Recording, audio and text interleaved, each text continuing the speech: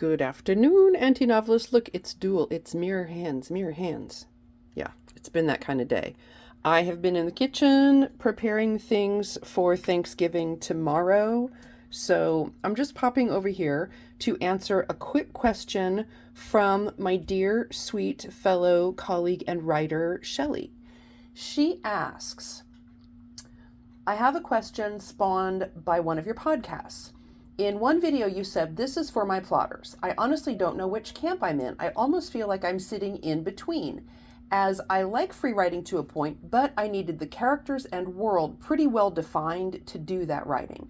I think this may be why some of this background writing stuff isn't gelling so much. Or have I gone off the rails? Well, you've certainly not gone off the rails, no doubt. You're doing just fine. But before I dive into it, welcome to this episode of Zettelkasten for fiction writers, where imagination finds order. And that is exactly what Shelley is seeking here. She's got the guardrails of her order, right? She's done a little bit of her character development, so she knows who these characters are. And she's done her world building, so she knows the world that they're living in. Now that she's got those areas defined, who they are and where they are, she can start moving those pieces around on the board. So there is no super secret sequence to how you get this writing done. It has to be what makes sense for you. So once you have some of your character development cards done and you have a sense of who this person is, what they're like, what motivates them, and so forth, you're ready to start writing on that character. Just start drafting it out. Or once you have some world building done and you have a sense of what this world looks like, how it functions, what the rules are, then you're ready to start writing. So dive right in. Just start drafting that stuff out. If you don't know exactly yet, maybe you're going to go to your plot box and you're going to say, well, I think I need something to happen here. My character is going to do these four things, but those four things are going to result in them having to pay a price. I don't know where that's going to happen yet, but I think that price is going to happen somewhere in Act 3. So you're just going to take that reminder card where you've highlighted that they have to pay a price as a result of their decision, and you're just going to stuff it in there. It doesn't have to be exact. You don't have to have all the answers when you start writing. So even if you just have a few things defined that give you a heading, follow your zone of fascination. Follow what excites you about the story and just start writing those scenes. That brings me to the second question, which is on scene cards. She wants to know, are scenes only documented if they affect the story? Absolutely not. If it's me, I'm putting everything that I think might have a place in the story on a scene card because I don't want to forget anything and I don't want to lose track of it. Remember when I talked about story cards? Story cards are just those little collected ideas where maybe you're driving in the car, you're going to the grocery store, you look at the car next to you and you see somebody doing something bizarre and you think, ooh, if my character did that, it would give me an opportunity to write this scene where maybe they have a laugh at themselves and then they have a little inner monologue that reveals something. So I'm just going to sketch that out on a card and I'm going to stick it in with my story cards. Usually for me, if they're not filed in my Zettelkasten, my random bits and bobs of this and that and whatnot for the story that I'm working on, I just park my story cards in the front of my box. That way all of those loose and freewheeling ideas are right there at the front. I can look through them. I can say, ooh, you know what? Now that I've written this piece over here, I need something to happen over here. And with that being the case, this thing could go right there.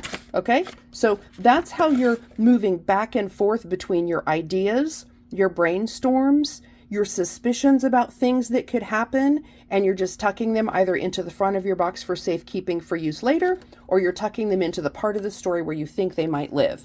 They can always be moved around. Remember, it's just a breadcrumb trail to help you start understanding the sequence of things as they need to happen to develop your story. So let's go to one specific example. Let's say I have a scene card where I've made a note to myself that the goal of this scene is a problem is revealed, which is a twist, and the goal is to reveal what this problem is using the twist. The piece I want to point out is this one, the outcome. As a result of this scene, whatever happens here, my character decides to trust. Okay, that is a key piece, because what is implicit in that statement? Character decides to trust. What do you need?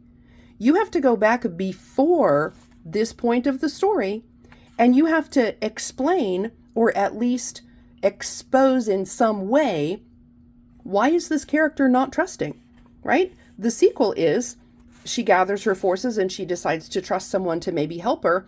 What event, what thing happened earlier in the story that means this character is not trusting of other people? See how I did that? So just by jotting down those little bits as you think they could occur in the story, and then looking critically at those details, you're going to reveal to yourself the things that are needed. In this case, I need to go back prior to this scene, prior to this revelation, and I need to explain in some other scene why this character is not trusting, therefore setting up the fact that as a result of this scene, she then changes her mind and has a transformation and decides to become trusting and gather her forces together. See how that works? So your scene cards, your story cards are a constant back and forth with yourself on how you're going to sequence those in the story, what needs to come before what and what follows after in the sequel, and then how you're going to develop that character, obviously using your character development cards and potentially your experience collection where you're just constantly gathering things that could be useful in a story someday, and then using the scenes as you've laid them out and guessing and figuring out, brainstorming what could those scenes require to either come before them or as a necessary result of them. So I hope that was helpful. I think that nails down some of the question about how do these things function together and how much do you need to start the writing. The true answer is you only need as much as you need, and that's individual to each of you. So for me, I need to have everything pretty well outlined out. You know, I am an extreme outliner. I need to know where I'm going and how I'm going to get there. And that frees up my creative mind to then play in the drafting because I know I've got the confines of my outline to guide me. I'm not going to go off the rails. If, on the other hand, you just like a few quick notes and you just like to start writing, get that stuff on the page and then follow the muse where it takes you, absolutely. That's your process. So that's what you follow. You just make it up as you go. You only need as much as you need. The most important thing is get the words on the page. You can fix a bad page. You can fix a bad story. You can't work with a blank page, right? The words have to be on the page because they won't stay in your head forever. So with that, I will leave you here today. I hope everyone has an amazing, happy Thanksgiving. I hope you all have a great holiday, little downtime. I know I'm looking forward to it. I will be with my family all day tomorrow, so I will do my best to get another video filmed and up. I know I missed a day this week. It has been absolutely madness, but I'm doing my best to meet with you every day and keep pushing this book forward. I'm still at, I want to say, I don't have my notes in front of me. I'm sitting at about 47,000, just a little over 47,000 words.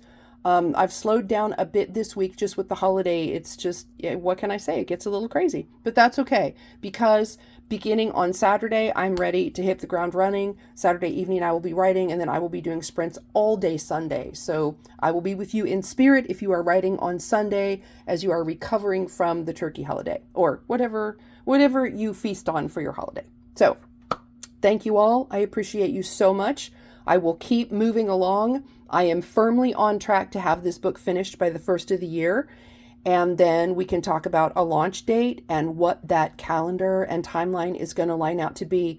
Those of you who have published a book understand there is a lot that goes on behind the scenes, from cover design to having it uploaded to the printer. I mean, there's just so much to get done. So I'm moving as fast as I can move because I want to get this book in your hands because I want to hold your book in my hands. That is my wish. I want a big shelf on my bookcase of all of the books that I somehow helped spur onto completion. That is my New Year's wish. So we'll get there together. Happy Thanksgiving. I'm thankful for each and every one of you, and I will see you in the next video.